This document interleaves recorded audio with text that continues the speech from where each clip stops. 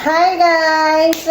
So today, since nakita nyo na pa naming regalo dyan na hindi namimigay, kinuha ko na rin yung mga regalo ko dahil may mga regalo pa pala ako dyan na hindi pa nabubuksan. So, ito yung mga yun. Okay. So, actually, ito it's So, unahin muna natin itong regalo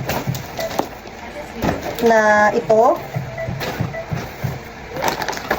So, this is from myself. Regalo ko sa sarili ko. So, buksan na natin siya. Ayan. This is my gift from myself. And also, another gift from myself again. From myself again, guys. Okay lang, tayo makareceive. Basta bilan natin sa sarili natin. Ayan. Block na naman. So, ayan. And another gift from myself again. Yung mga gift ng anak ko, nabuksan ko na. Block na naman. Hindi ko sa block. So, ayan.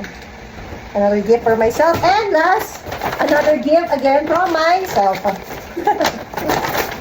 So, another gift from myself. Thank you. I love you, self.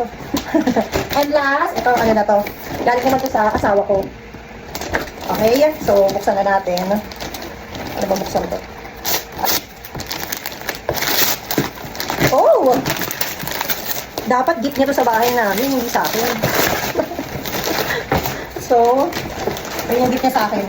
Para hindi na kami mahirapan magbaga ng uling. Electric barbecue. Thank you so much sa gift mo sa bahay natin. So, yun lang. Meron pa pala akong gift na nabuksan na galing din sa asawa ko. Ito. Sure! For appliances, diba? Ang lakas na kuya, kano sa rapol eh. Joke lang. Meron pa ako dito. Ito pa pala, another gift from someone. Charot, someone. First. Another gift. Thank you so much. Yun lang. Maraming salamat sa panonood sa napakaulang kwentang vlog na to. Bye!